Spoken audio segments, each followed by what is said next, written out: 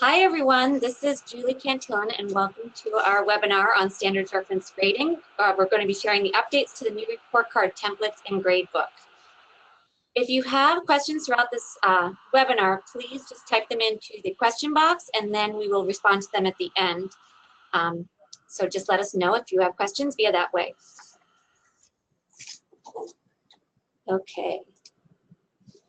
Today we have with us one of our pilot teachers, Tiffany Krisman. She's a 5th grade teacher from St. Rita's School. She's also a teacher liaison, and she's been using standards reference grading for the past 4 years. And we also have Karen Blazinski from Community Brand School Speak, and she'll be popping in if we have any technical questions.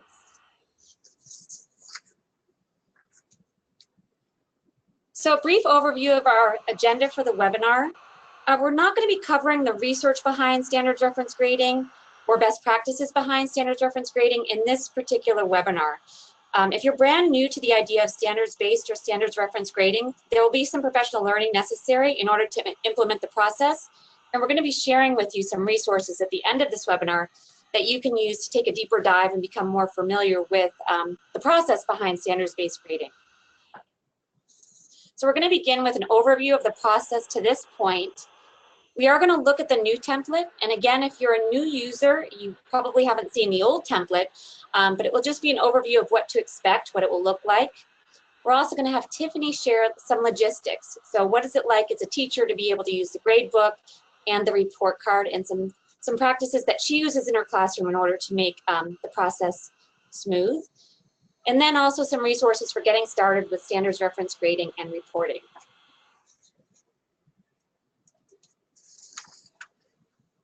Okay, so the process actually started at the school level 4 years ago by a group of about 6 schools. We had All Hallows, Stella Maris, St. Rita's, St. John Encinitas, Our Lady of the Sacred Heart, and Blessed Sacrament, which merged and became Drexel.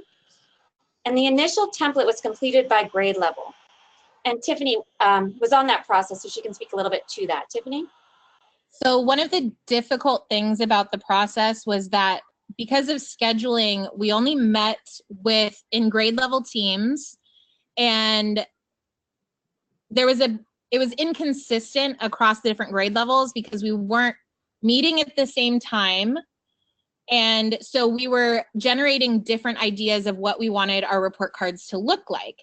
And instead of creating clarity and consistency among the grade levels, we ended up making a bunch of different versions of the report card, all at different grade levels, which became a really frustrating process because it was inconsistent. Yeah, so year one, again, that was part of the year one process.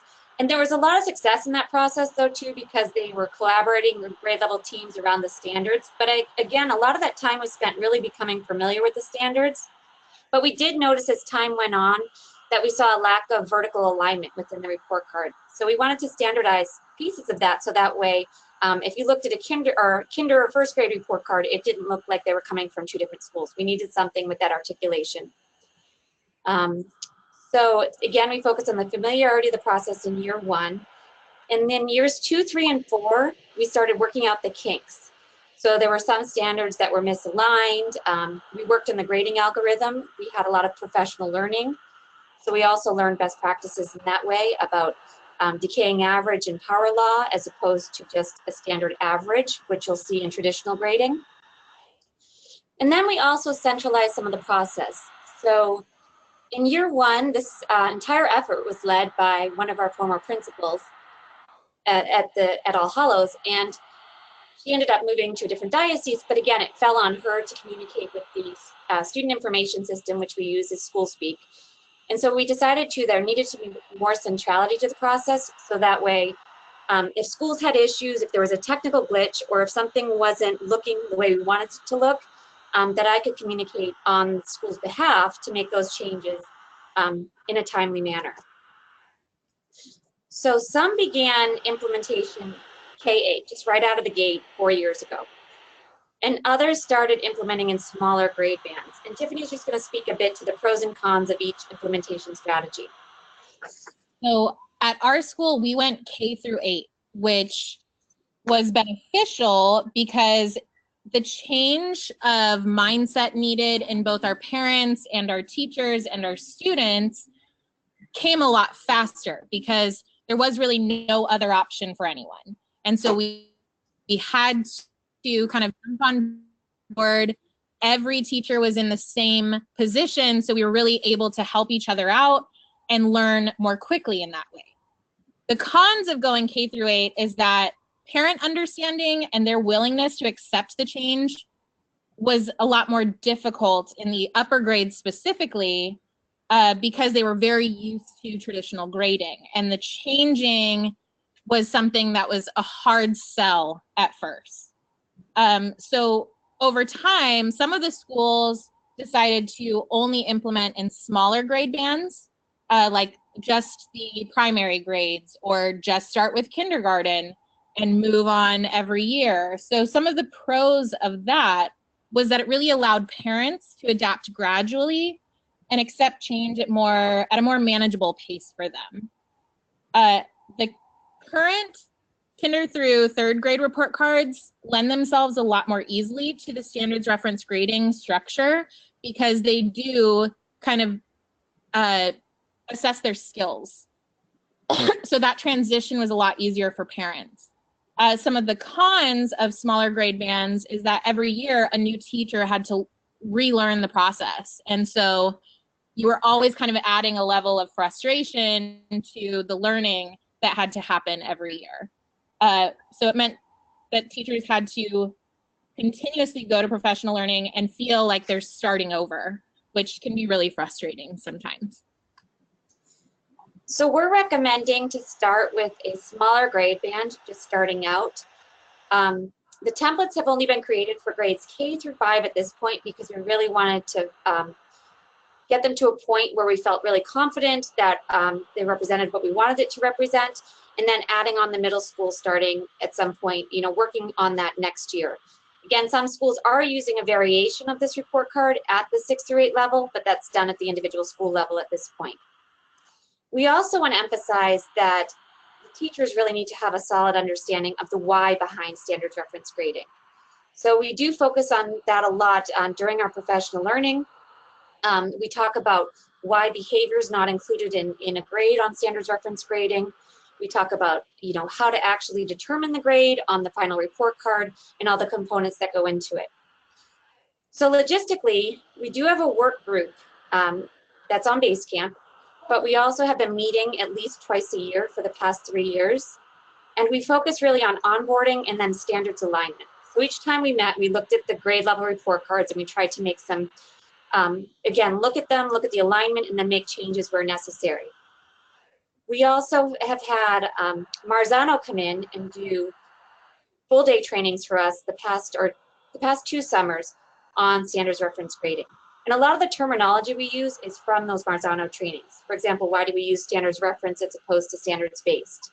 So that information, again, was included in the trainings and is going to be revisited in the boot camp when we host it in September. We also ask that at least one participating member per school or one participating teacher per school is on our SRG Basecamp. And so even when we were going through this process of revising our template, we asked for input from all of the teachers. So we had some surveys. We also had another round of in-depth feedback from grade level teachers. And all of that feedback was taken then to draft this version of the template. And we do have a page on our professional learning website that houses some of our resources. And we'll share that with you at the end of this webinar. But again, that's a great place to start to begin to learn more about this process and what it means to be an SRG school.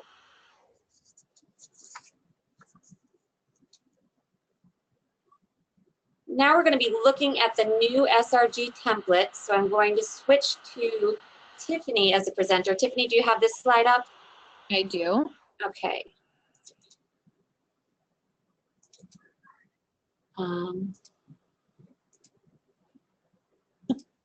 Just a second. Oh, now it went away when you switched me.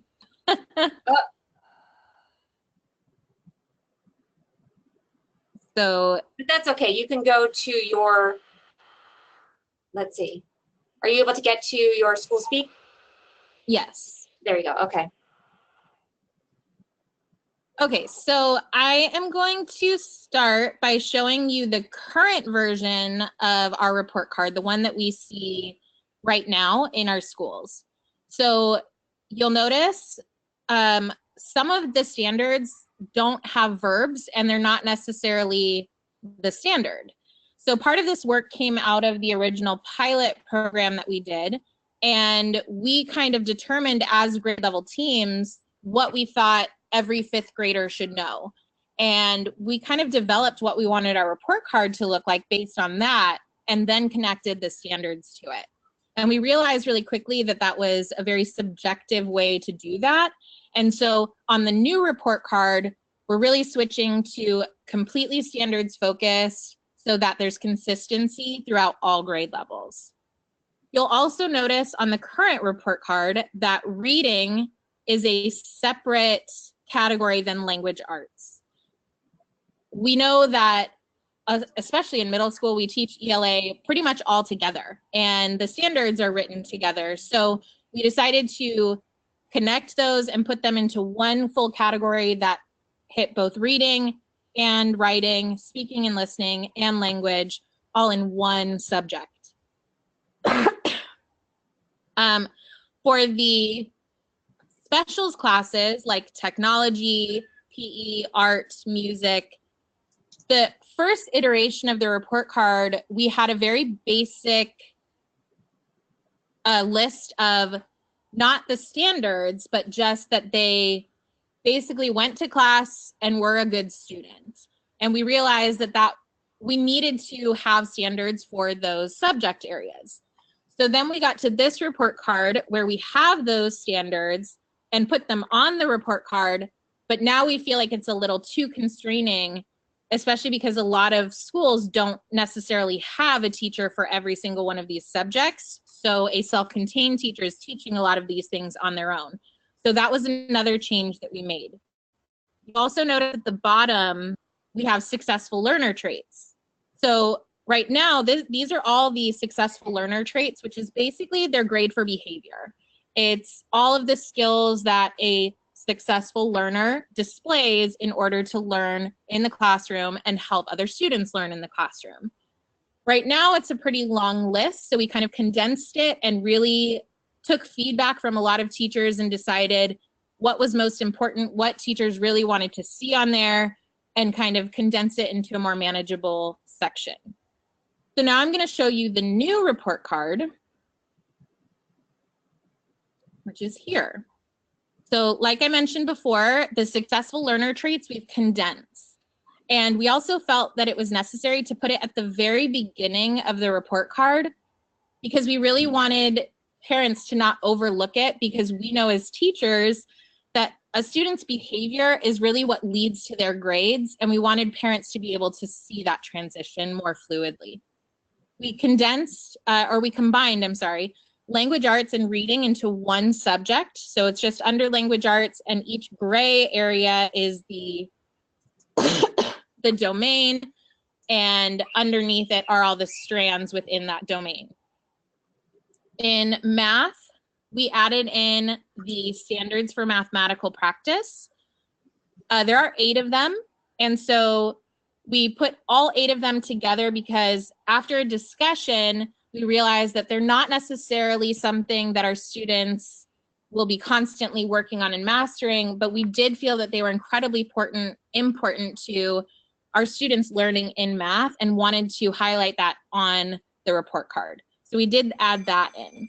We also made the religion standards and the special standards start with a verb. We were missing verb-based standards on a report card to show that kids are really doing something. And so we wanted that to be something consistent on our report card, so we made sure to add verbs in every area. The science section on this current report card will look different at every school. So don't stress about that one because it really depends on what your school decides. Yeah, for science, we're going to have 3 different options for that one based on where you are with implementation of NGSS at this current point. So if you look at my current report card under science, this is what some of the schools are using. aligned with the STEM Scopes NGSS curriculum. But that's not necessarily what every school will see, and that will be a decision made at each school site.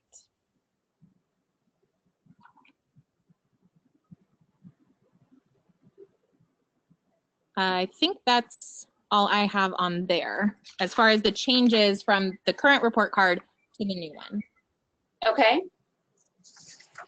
We also are going to aim to put the grading scale on the front page of the new report card as well. So we'll show you a sample of that one at the end of the webinar. Yeah, I don't have that one yet. Okay. So just a couple things from Tiffany. Are you able to pull up the slides again? I can't get to the slides, but I can send it back to you. Okay, so I'll be the presenter for a minute and then we'll go back to you. Okay. So again, this is just highlighting, again, a closer look at what we did with each of the content areas. So if you look at mathematics, you can see we pulled the domain, so number and operations in base 10. So in the gray box, we have each of the domains, and then we have each of the standards underneath it. So all of the domains are included, and all of the standards are included. What's not included are the elements in the cluster. So you'd find these in your grade book. So the report card is really a snapshot that communicates to parents how the student is performing. So we don't want to have too much detail in the report card because that becomes a lot of teacher lingo. We want it to be informative enough that they can make some assessments about their students' progress, but again, not bury them in so much detail that's really just teacher-y. So you will find all of the standards in the grade book, but this is what a parent would see on the report card.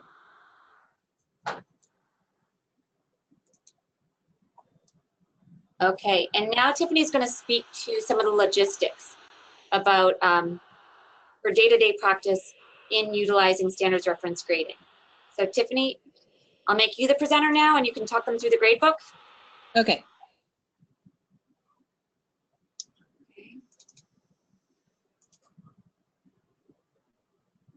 And do you want to tell them what this is a sample of while I'm just making you the presenter? Okay, so what you're looking at here is a sample of what the grade book looks like. Obviously, in this sample, there's only one student. In your grade book, you'll have multiple students. So this is just a quick screenshot of what your grade book would look like. So my current grade book, like this is just a single student test grade book for you to see. So it shows you what the assignment was, if it was an assessment or other. So if it was an assessment, that will calculate towards their grade. If you mark an assignment as other, it doesn't factor into their grade. So what I can do here is if I click on this little edit box, it'll take me to the inside of my grade book. These indicators here tell me which standard I'm grading. I can change those standards by clicking on the standards button, and this is a list of every standard I have to grade currently. The light purple boxes tell you what it says on the report card, and all the standards underneath are the ones that connect to that heading on the report card. So you can click on what standards you're grading. Then you can go back and add in grades for each of those standards for that student. So something that is really important when you're starting out, as far as my experience at least, was to really familiarize yourself with the standards, but more specifically, familiarize yourself with what the standards look like in the grade book. So something I did was I printed out this page and kept it in a binder so that I could always see exactly what my grade book was going to look like when I input my grades. And that really helped me plan out my lessons and my units more clearly and know that I was going to tie it to something and then not have to search for the standard when I finally got around to grading it. But I was planning ahead more consistently. Another thing that I did that was really helpful was after I printed out this page, I would highlight or mark the standards that I had graded over time. So then when I was getting to the end of a trimester or later on in the year, I could see exactly what standards I had hit and which standards I was missing. So I did take a picture of what that looked like. So this was my printout from the grade book, and I highlighted with the orange the ones that I had hit and the ones that I had grades for. The ones that were missing were ones I know that I still needed to go back and find a way to teach, assess, and grade so that my students would have a grade for that standard on their report card. So really printing out the view of the grade book will be really helpful because you'll know exactly what you're doing when you're grading, which will make it a much less frustrating process, and it'll help you plan more consistently. It also helped me to really map out my year better because it really shined a light on what standards I spent the most time on and which ones I didn't spend enough time on.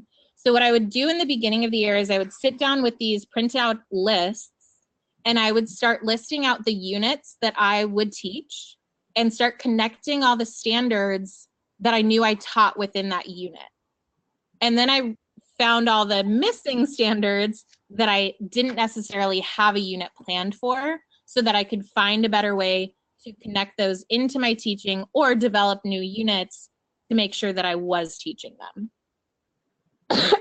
Because yes, so go it for it. seems like you're using, I know in your process too, you're really using this in conjunction with your Atlas platform to be able to make sure that you are hitting all of your standards, assessing all of your standards, and then reassessing when necessary.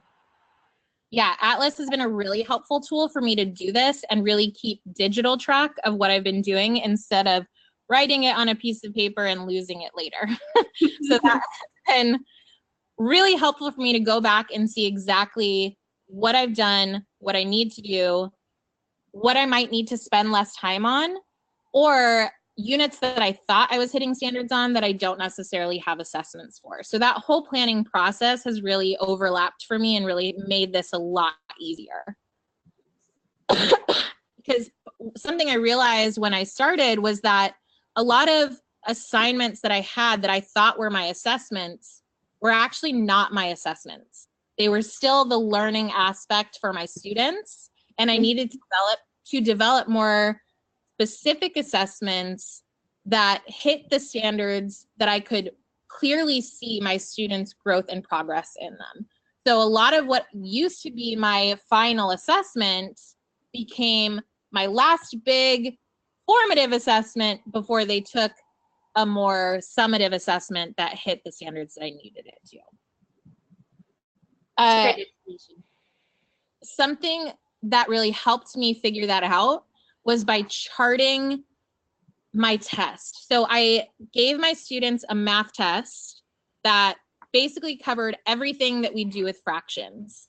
And I had to sit down with that test and kind of chart out which questions on the test were measured by what standard.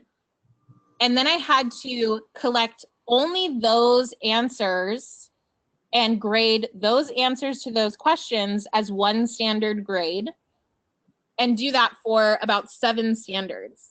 And I will say it took me a really long time to do it, but it was the most helpful analysis that I had seen to make me realize how to better structure my assessments to make my grading process a lot easier.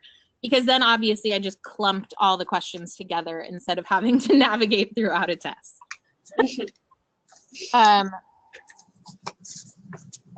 But as far as getting started, I think the easiest thing to do is print out your standards and look at them constantly as to what you are assessing and connect them as often as possible.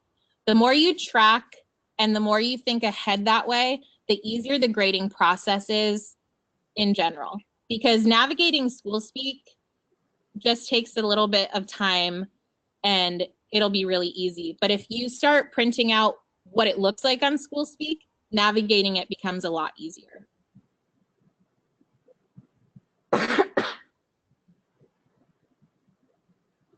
Great, thanks, Tiffany. No problem.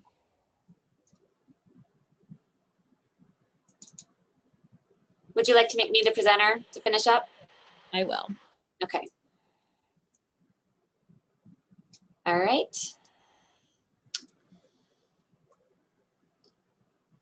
Okay, getting started.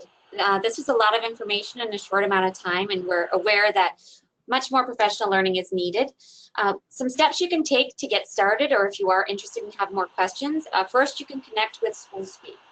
And Joe Harris is our representative, and his email address can be found there. He's very helpful, very friendly, and eager to help you. He'll also be in San Diego soon, so again, just make sure, I believe it's next week, so if you'd like to connect with him, make sure you send him an email as soon as possible. Also, we'll be having a standards reference grading boot camp in September for all teachers who are new, as well as current users, to again learn best practices from one another, learn from people like Tiffany, who've been doing this for a few years. We'll be, meeting in a general session and then having some breakout sessions for grade levels to talk about their practices, what questions they still have, and just become a PLC that can function together and then ask questions when they have them. Also, we have handbooks on the professional learning website. So if you click here, it will take you to a teacher handbook as well as a parent handbook. So the teacher handbook has more detail, has a lot of, has more specifics on grading and what that might look like. And the parent handbook is more general. So in parent language, explaining what the process is, what to expect, and what the philosophy is behind standards reference grading. Within the teacher video, there's also, or within the teacher handbook, there are also videos that Rick Wormley does a really good job. I'm sure you're familiar with him. He does a really good job of explaining the philosophy behind it. He also has some links to some parent videos which help explain this grading process in a very, a very simple way, in a very sort of commonsensical type way. So we watched a number of his videos too in our boot camps, in our professional learning, and we thought that it helped synthesize what we were really trying to do. So again, if you click on those two links, it will take you to some more resources. So now we're going to look to see if there are any questions. However, I can't see questions from my end. Tiffany, can you see a questions box? I do not see any questions at the moment. Okay, so we'll hang on the line for a minute if you have some questions you'd like to ask. I will say that I know today we really only looked at the 5th grade report card example. The kinder through 5th grade report cards will look pretty much the same, just with the standards at their level. We followed the same outline and the same process in order to create those. As far as the 6th, 7th, and 8th grade report cards, currently our 6th, 7th, and 8th grades do both traditional grading as well as standards reference. And so their report card looks the same with an extra box at the top of each subject that gives them an overall grade. So they still get a GPA and they still have awards tied to their GPA. And while it sounds like it would be overwhelming for a teacher to do both, SchoolSpeak has really worked with us to help populate, based on their traditional score, how that would look compared to the standards, or if you grade the standards, what that would look like as their traditional score. And it just really forced our teachers to kind of rethink how they assessed their students and what they took into account in their traditional grading, because we really wanted to eliminate a lot of that, oh, well, you went to an outside school event, so you get 5 extra points, or giving them points just for effort. And so it was really challenging to kind of rethink how you assess your students and to focus solely on the standard and the skill that your students have, instead of all the extra things that we know go into learning, which we measure in our successful learning traits. Julie, there is one question, and sorry, if I may share it with you. Are the special areas standards referenced? Can you clarify that one more time? Yes, so they are. So what we determined from feedback is that we really just wanted one indicator for each of the special subjects, but all of the standards are in the grade book in SchoolSpeak. So if you go to PE, you'll find the California State Standards in the grade book, but then those all feed into one overall indicator, which is on the report card. There's another question. What is the best way to start standards reference grading in a school? K only or K to 2? You know, there are definitely pros and cons to starting with 1 grade, first grade bands. I like the K2 approach, as you were able to have more than one teacher at a school who's utilizing standards reference grading, so they're able to form a community around it and be able to lean on each other for support. Also, we do have a number of K2 teachers who have been doing this process for quite some time now who could serve as resources to you. Tiffany, any thoughts on that? I agree. I think we've seen schools see there's a benefit of only doing kinder and adding 1 grade every year because the parent adjustment is not as hard. But I will say, from being at a school that went K to 8,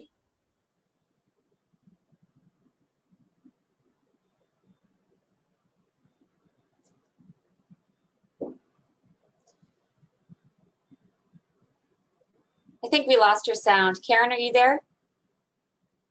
Yes, I am. I think we're having an internet connection problem for Tiffany. I think we lost Tiffany, but her experience with K8 was very positive. It depends on your school and your school community. We do find that K2, it tends to come, you know, because they are looking so much at the skills within the classroom already, it tends to lend itself more easily to standards reference grading. Yes. You don't have to try and convince parents, like one teacher convincing parents that it's right, where you have 3 people doing it, 3 grade levels doing it. In that case, it's a little easier to make that transition, in my opinion. Great. Any other questions, Karen? No, there's no more questions right now. Great. Well, if you have further questions, you all know my email address, and I'll be happy to share Tiffany's with you as well, if that's okay, Tiffany. That's fine. And we will be making this recording available to you. Again, it will be on our professional learning website under standards reference grading. I want to thank Tiffany for her time. As soon as I asked her to do this, she said, of course. So I really appreciate that willingness to support the process. And thank you to Karen and our partners at School Speak. So take care and have a great afternoon.